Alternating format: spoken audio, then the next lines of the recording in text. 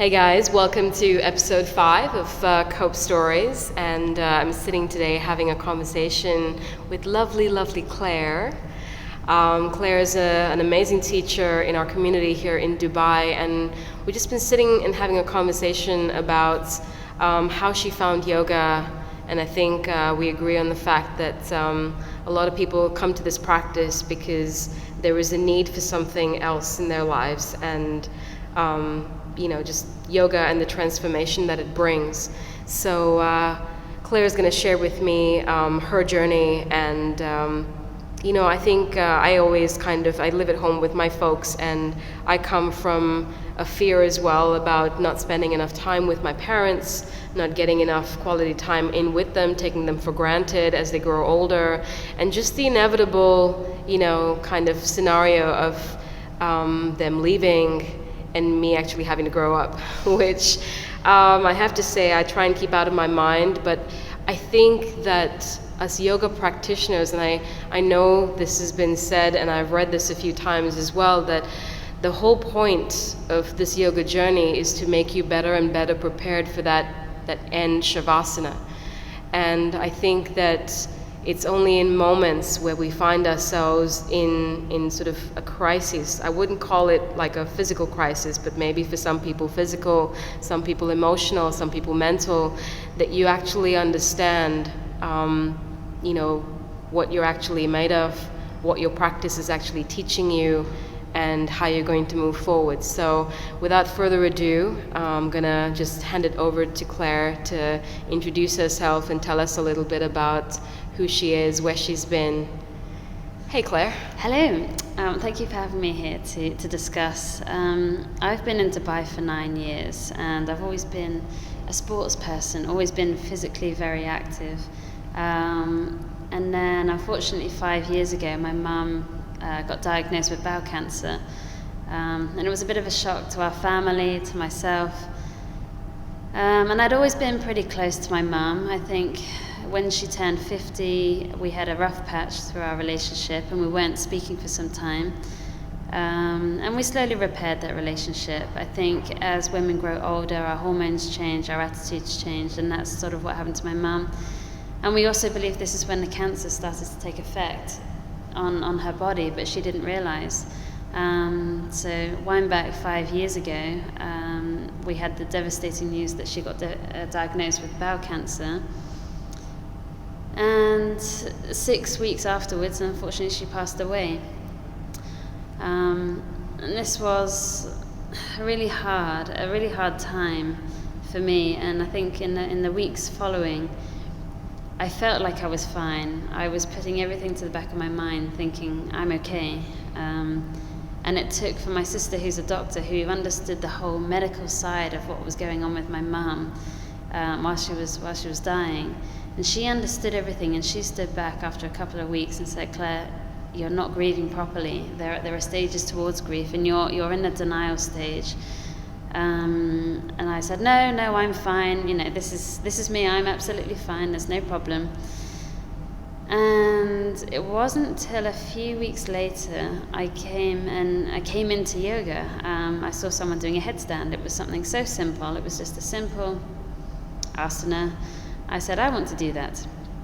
I started taking classes, became interested in the physical aspect. And as my classes with that teacher ended, I then decided to go to some group classes, go to yoga studios. And this is where I then learned the whole holistic view on yoga. It's not just asana, it's not the physical practice, it's the mental practice, it's the mental stability, using the breath to calm the mind, really going introvert, finding your own feelings, where I then realized, okay, I am grieving and I'm not dealing with this properly.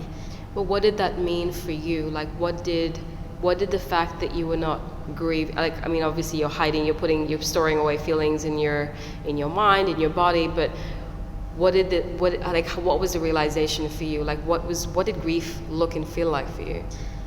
I was very angry. I would say there was a point where I ran out onto my balcony and just screamed. And I think at that point my husband was very concerned that we live on the 31st floor, And what was I going to do on the 31st floor other than jump over it? I would never have done that, but I know there are some people that could be driven to that despair, and I think for me that was okay, I need help. This is where I now need to understand how to process the grief.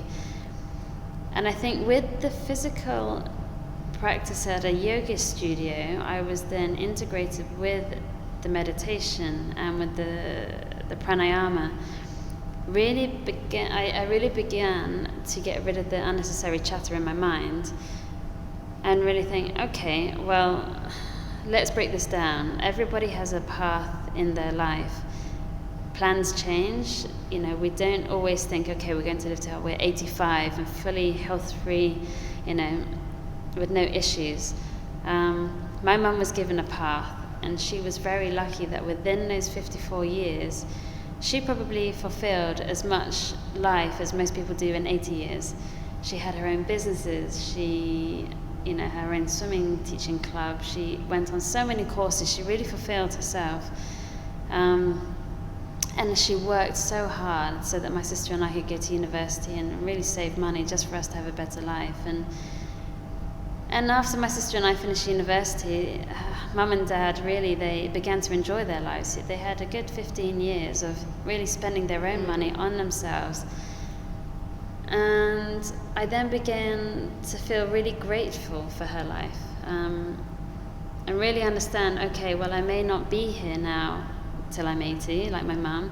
It could run in the family, and we've done a genetic testing, and we've gone through the genealogy of our whole family.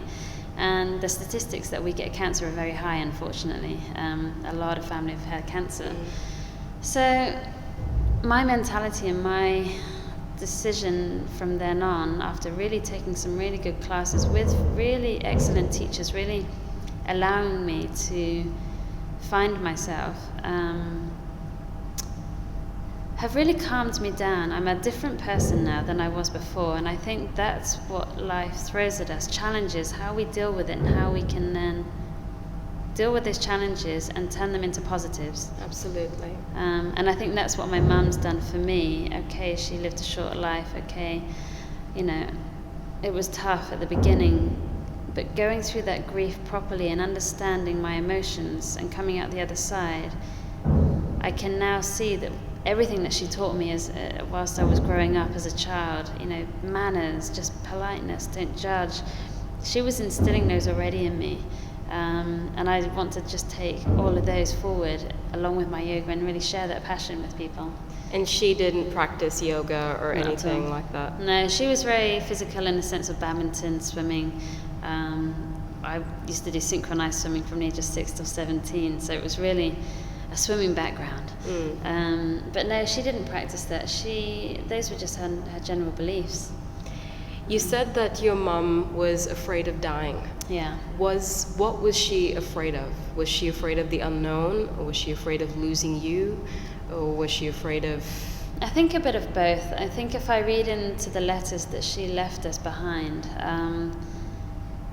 it's all about her memories of us. So I think she was afraid of leaving us behind and not being able to see us growing up without her.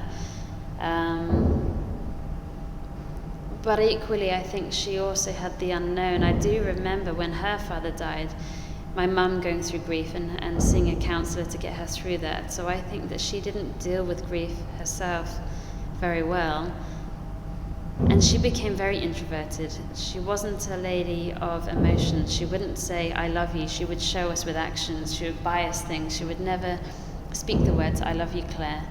It was always through buying us, goodness me, how many Christmas presents we had at Christmas that were so unnecessary. And my sister and I saying, we don't need all these things, Mum. It's nice, but we knew that she loved us. It was just her way of showing us. So I think it was both. She was afraid of what she was leaving behind and afraid of what was coming up. But she always said to us, whenever you think about me, always look out into the ocean. I'm going to be out in the ocean. She had a passion for going on a boat with my dad. They were always out sailing. So whenever I look out to the sea now, and luckily we live in Dubai, I can look at the ocean and there she is. My mum cared for my grandma as well, because cancer runs in my mum's side of the family a lot. Like her uncle he had bowel cancer as well. He had to, slowly get his intestines cut, and he was wearing a pouch as well. And my grandma died of cancer as well, but my mom was able to care for her for about 2 or 3 months before, and help her kind of pass with dignity, as you said. And I don't feel still that my mom has let my grandmother go, because I stumble upon like pictures, I stumble upon stuff that she owned in the house. My mom won't let that stuff go, and I feel like you kind of have to just allow yourself to unclutch from the past and move forward. Do you find that yoga helped you do that? Like, do you find that you've kind of allowed things to surface, like your grief and your anger, you've dealt with all of that? Is it in the past, or is it something that you continue? It's only been 5 years, and I think every now and then it creeps up on me. It will be something completely unrelated, and I'll be in bed and suddenly I'll start crying because a memory has come back to me. And I will deal with that at the time, so I will then meditate and then think of the positives, so I will turn it around again. And I think, as I've spoken to my dad about this as well, and he said sometimes he gets caught off guard, where sometimes he's like, Mum would have done this, or we would have been doing this together. But for him, he doesn't have that sort of release that I have from yoga. So for me, I just meditate, but I have the memories, and when I think back at the memories, I smile now. I don't so much have the tears and the fear and being upset. I have happiness. I don't think about the time when we weren't talking anymore. I think about the time growing up as a child and being happy. Her taking us to swimming lessons, us going to car rallies, things like that. So that I think I've dealt with it a lot better, but I think now if it does creep up, I know how to deal with it.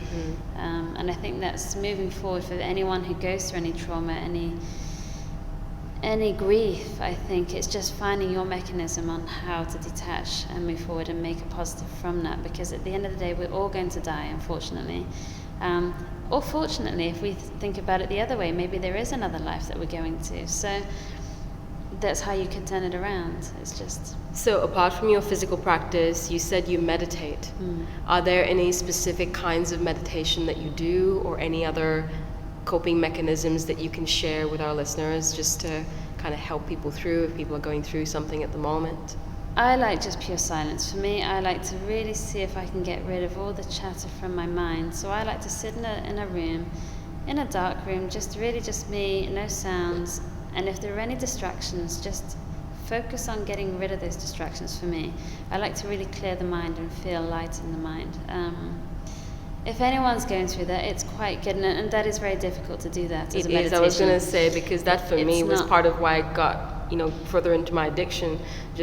Silence is like horrific, because it means you're actually there to sit and listen to your mind, which is not the easiest thing for most people. I quite like a good challenge. So for me, that is very hard for everybody. A guided meditation, if you can find some on podcasts, guided meditation, it takes away the unnecessary chatter from your mind, but guides you in a spiritual way into something else, so that you're not letting the distractions come into your mind, so you can guide yourself easily. I personally like a pure silence, because I like to challenge my mind to try and find that emptiness. But let me just quickly go back to your meditation practice. So, when you're sitting down, are you trying to reduce the number of thoughts that you're thinking and just find that emptiness? Or are you actually sitting with particular emotions and trying to sit with them and dissect them? I think for me it depends on the day. For example, if I've had an emotional time where I'm thinking about my mum, I sit there, and for me I try not to think about my mum, so I try to get the silence in my mind and try and think about something else. So a distraction of those thoughts about my mum. At other times, if I'm sad, I then try and turn it around, try and introduce thoughts into my mind that are positive. So try and reverse whatever those emotions are that I have.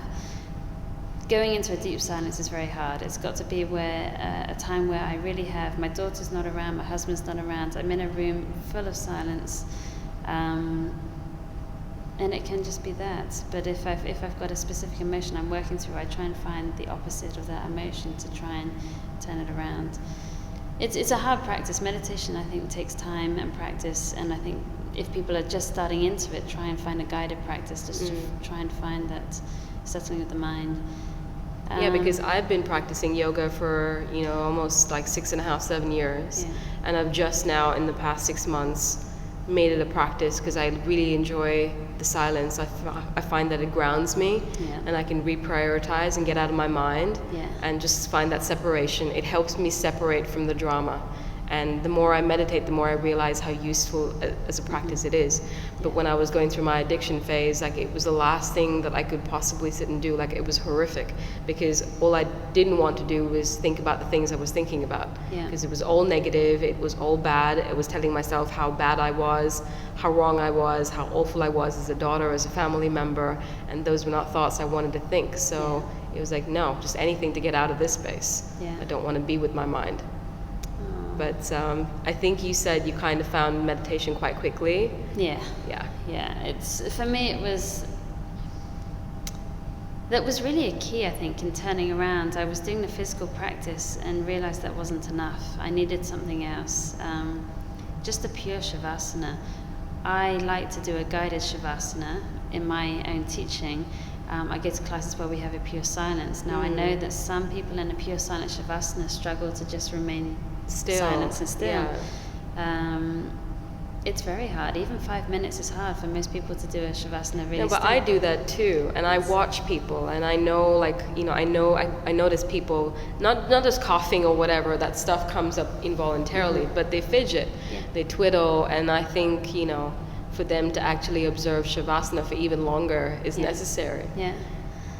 And this is why we've got some really great classes in Dubai that are people with different styles. I like to do at least a 5-minute shavasana of guided, relaxing the whole body, just feeling where there's any tension, just to relax, and then silence. Allow them to be guided all the way through, relax the breath, and then go deep in. And I think they're prepared then into that silence. But even still, you'll see hair scratching and body scratching and minds twitching. It's an art, and it's something that people can only grasp with time. Absolutely. And their willingness to learn that as well. I think you've got to want to be able to meditate. Otherwise, too many thoughts come in and you're too distracted. I think people are more receptive to it than they were before. I find that I started a free class at another studio at Inspire, and the numbers were high in the beginning, but then they started to taper off because we were doing the same thing over and over. And meditation, in a sense, can be quite simple. It's just sit still and watch your breath.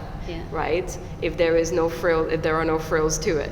But I think people just come in expecting like a vinyasa class or something that that's a prequel to the sitting down and meditating. You're like, nope, this is it. This is what we're going to do for 40 minutes. And so people are like, well, then I'd rather go to the beach. So, but I think things are starting to change a little bit. I think mindfulness is becoming more and more an important thing. And I think as teachers, the more we can talk about it, even through the physical practice, and then how that sort of transfers into just sitting in stillness, because that's what the physical practice is for, to open the body up so you can actually sit down and not fidget and not feel like your legs are falling asleep and that bothers you and all that kind of stuff, all the discomfort that we talk about in our practice. But what are some other coping mechanisms that you kind of used through the period that you were kind of dealing with and coping with the loss? For me, because I come from a physical background, sports, getting those endorphins, allowing myself to be happy, enjoying my sports is really helped. I like running. I've done quite a few 10Ks, a marathon, half marathons. So running again is a form of meditation. You're with your own thoughts. If you're running a long way, for me that was another way to work through some things. If I had something on my mind, running was a form of meditation for me, as well as getting endorphins. So it was very much a positive experience. Cycling, I've taken up cycling as well, indoor cycling.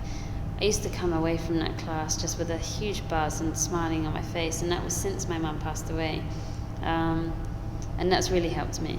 Reading, getting away from the social media as well, turning my phone off a lot more than I used to, especially now I have my daughter as well. I think it's important to set good examples. we shouldn't just live on our phones and our laptops. So I have a no phone policy after sort of 9:30. That's great. I was just gonna say, my friend sent me a message about intermittent fasting with the phone. Yeah. Like no phone before a certain time, and then no phone after. I think that's so useful, and that's so good. Yeah. Because you don't know how drained you get just by constantly being on your phone. Your eyes get tired, your sinuses get clogged, emotionally and mentally. I think also you can see we're now in a society where we watch everybody else's lives, Facebook, Instagram.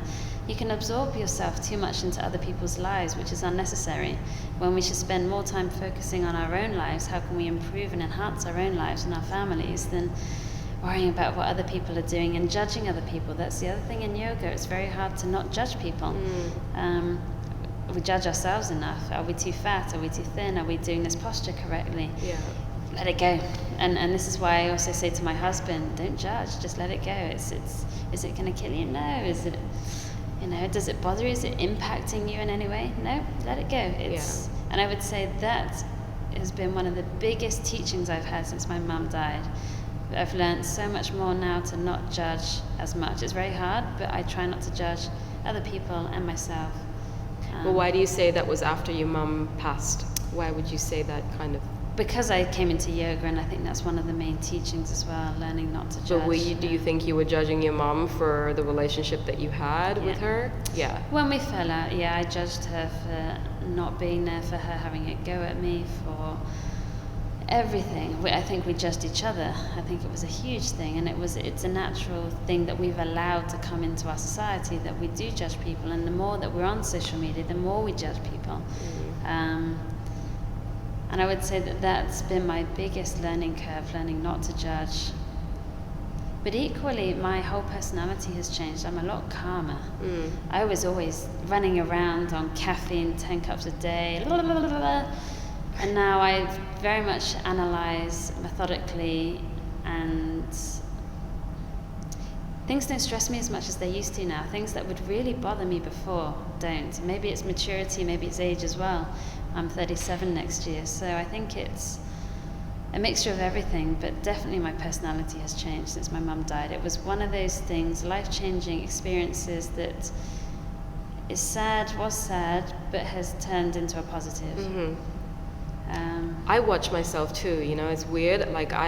Especially since I've started meditation, but just yoga in general, I know I'm a lot calmer. Yeah. And I know that, things don't, I watch myself not react. It's weird, but I kind of always feel like I'm having an out-of-body experience. Yes. And even sometimes I feel like I've had instances where I felt like I've left my phone in a taxi. But I just literally watch myself not have a reaction about it. I'm like, okay, so I need to get a new phone. Great. Not an expense that I'd like to have had, but shit happens, and so moving on, I get myself a phone the next evening. I totally did that on Friday. I lost my phone and my car key. And I would have gone, oh my God, what are we going to do? The world's ending. Instead, I was like, okay, well, the phone may be in the car key may be somewhere, my husband might have it. But I can replace the phone, that's the least of my worries. My main concern was getting my daughter home to bed, because she's a priority. But I ordinarily would be like, I've lost my phone, my contacts, my everything. Honestly, everything's replaceable, and it's non-attachment. It's life. It throws you curveballs. It's how you deal with them now. But that's it. That's the whole point of the practice, isn't it? Every pose is a situation, and how you're going to deal with it. And if you don't like the way you're dealing with it, can you change it? Yeah. It's really interesting. So what do you think, when someone close to you dies, and I was thinking about this the other day, I don't know why I was thinking about it, but the last person that was close to me that passed away was my granddad, that I actually remember going to the hospital to visit him and having a moment with him and stuff. But and then my uncle passed away a couple of years ago, my dad's younger brother. And my dad is not a very emotional, he won't show his emotions. But I'm sure, he sort of grieved in his own way. But I guess it always makes you think about the inevitable. What do you think, without sounding totally morbid, what do you think about death and, the inevitability of it, the fact that it's coming for all of us? We never think about it, it's happening. Every single breath that you take, you're one breath closer. But like, what do you think about it? And The one thing my mum has taught me, and the one thing that I take away from her dying, is the fact that it could be any day. It could be someone drives into my car. It could be anything. Live every day as positive as I can, learning from the last day. How can I make the next day better? I try not to look too far ahead. I take every day as it comes. How can I make my daughter's life better? How can I improve my husband's life? And it's a journey. It's every day is a journey. So I look back at the previous day and go, okay, well, that was a great day. Let's make it even better. She fulfilled so much in her life that, as I said, most people at 84, 80, 90 haven't done. So it's all about doing as much as I can for myself. And I think it's important to also, yes, we have a family, to do what feels good for you as well, not to neglect ourselves. I think that's important. So that is so important. I think that's one thing I learned as well. I was always doing everything for everybody else before my mum died. I was definitely a giver, and I wasn't giving myself anything. And I still love giving. It's in my personality. If someone says, hey, can I have this, I'm happy to give it over. Yeah. It's my personality. I've always been known for that. In fact, I also got bullied at university for being too nice because I was always giving. But I won't change that. That's my personality, and I feel good doing that. And at least for yoga, it's giving something back again. So there, I'm still doing what feels right for me. Naturally, yeah. But I think it's just also taking time for yourself, and I also have to realize I have to give myself something as well. So that's the way I live now. Give myself something and give everybody else a little piece of me. I think, I went through a period where I was, as you said, giving, but then I felt like if I only gave, I reached the bottom of my barrel, my inspiration barrel, quite quickly. Like burnout for me happened in weeks. Yeah. The first time I was teaching full on, and I was like, this feeling isn't good. Yeah. Like I feel like I'm sounding like a tape recorder now, and I don't feel like I'm genuine anymore, and I'm missing my practice, and I feel like I don't want to talk to anybody even because I feel like I have nothing left to say. Yeah. But I think you have to keep filling your own cup before you can offer it to anyone else, because that's, how else would you actually give? I've just done that as well. I've just had 3 weeks off teaching and posting and just ignoring everything on Instagram, and I've really enjoyed it. And now I've come back, like renewed, revitalized, and new ideas. I feel different. Creative again. I went back to running. I did something different. I've gone back to cycling again, and now I feel great. Now I've got something more to give to the yoga world as well. That's amazing. I think everybody needs a break. I was here the whole summer thinking, I can cover everyone's classes. That's fine. Everyone can go away. But in the end, I turned around and said, no, I need to do something for myself again. I need that time. But is that time with family, or do you go away on your own? Time with family. Okay. I wish I had some time on my own. No, with a young daughter, I didn't really have so much time. But my dad was there to help out, so I got some time. I got to go shopping on my own. I went running on my own, so he was babysitting. That's amazing. I think the problem in Dubai, there's no support network. A lot of people don't have their families here, so it's difficult. I literally have my daughter every day, and she's not at nursery. She's with me. So that's why now this yoga and the cycling is giving myself something. A little bit of a break. Yeah. To kind of do your own thing and be yourself, and then when you can spend time with her again, you really want to, and you're completely there. You're completely present. Yeah, absolutely. That's cool. I love it. I've got a really nice life. I've got that happy balance, and I'm really glad not to be in the corporate world. I know, me too. The politics there. There's politics in yoga, but I've learned to ignore it all. I really don't completely. fall for that. It's just, we're one big community in Dubai, and I think it's nice that we've got a great community and we can all support each other. I think so too. I really do. Here. I do too. Well, one last question before I ask you for some details. With you and your mom, now you've got a little girl as well. Yeah. How would you do things a little bit differently, or would you at all? What kind of relationship are you trying to build with your little one? I definitely tell my daughter every day I love her. I show her as well with actions, but definitely what I missed from my mum was the verbal confirmation. that's what I miss, just her saying, Claire, I love you. So now I can say to my daughter every day, Isla, I love you, Daddy loves you. The swimming, I really enjoyed the swimming, but it was very much part of my mum's passion. So when it comes to my daughter, I'm very much going to let her lead by what she wants to do.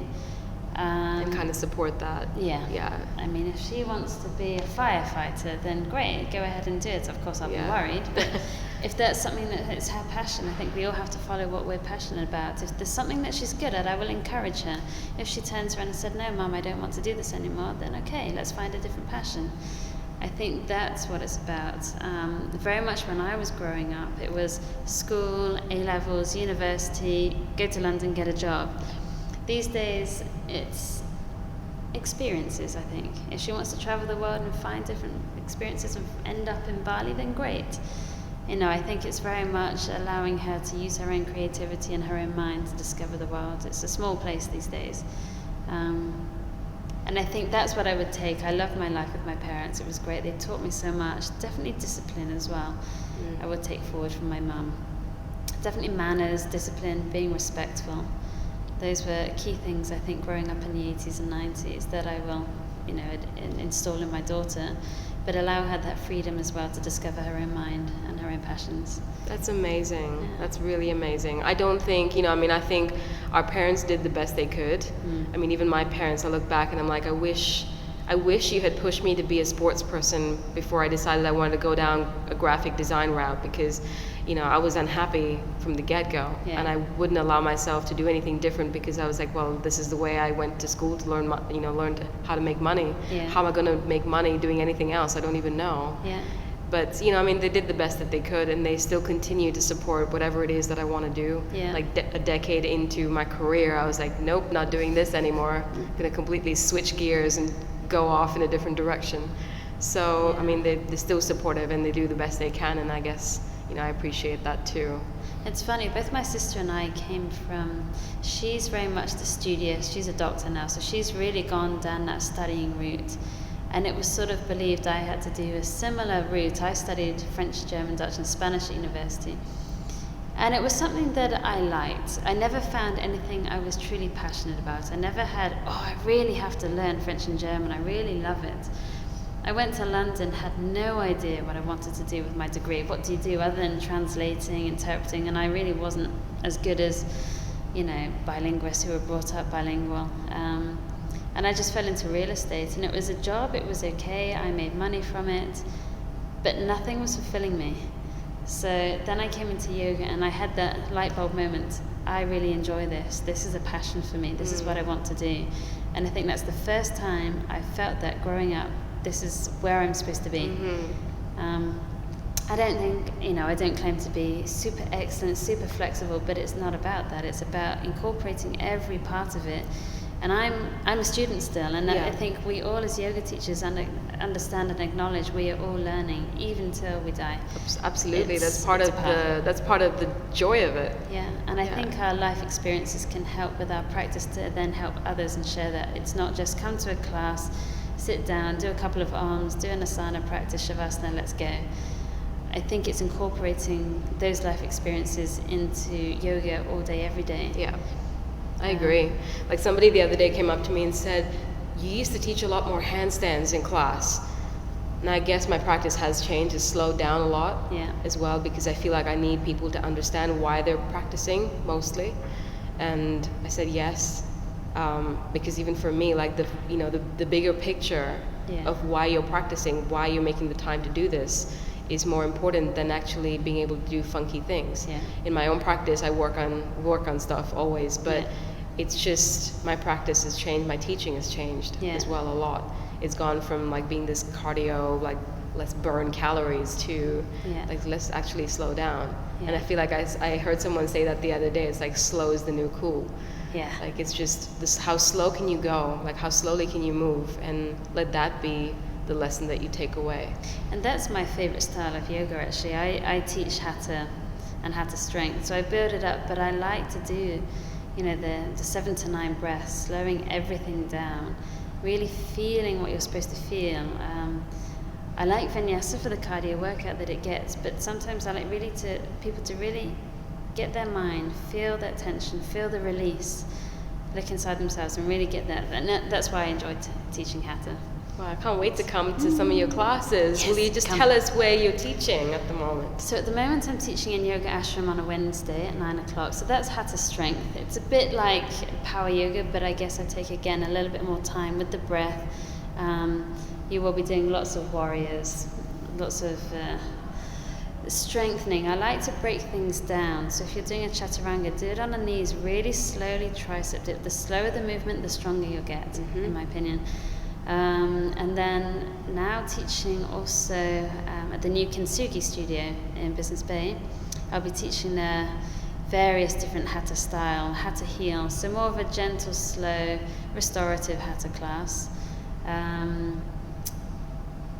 Ashtanga for beginners, so it's taking people through the primary series as much as they can go up to, making modifications, variations, so that they can find their journey into the traditional Ashtanga practice. And yeah, so I'll be there 10 classes a week. Amazing. So, what, 10 classes at the place next door? Yeah. Oh, amazing. Oh, wow. So yeah, I'll be up here in Business Bay. And then I'll be doing cycling at Crank as well. So indoor cycling, opening at the end of September, and stretch classes. So that won't be yogic stretching, it'll be dynamic sports stretching, getting people after they come off the bike to really cool down those muscles properly before they go onto the bike, warm up the muscles properly. So dynamic stretching and then some slower breath work for stretching. Mobility, getting people working with their bodies properly with mobility. Cool. So the scientific part of the body as well as the breath, but in a non-yogic way at Crank. That's awesome. So Yoga Ashram, Kintsugi, and Crank. Yeah. I know Crank is a really super cool place as well, so make sure to check Clare out. She's all over town. So just want to say thank you so much for chatting to me. And if this has helped anybody else, if anybody wants to contact me directly to chat further about grief and how I dealt with it and how long it took. I mean, how long's a piece of string with grief? It is as long as it takes, and how long you want to take it. But I'm happy to help anyone and chat with anyone about it. That's really sweet. So guys, if anyone's dealing with grief at the moment and would like further counseling or to be able to talk to someone that's gone through it and dealt with it, please do get in touch with Clare. I will make sure that you're able to have access to her on social media. So thank you so much again for sitting down and chatting with me. Yeah. I'm so happy we got to do it this week. I know. Yes. And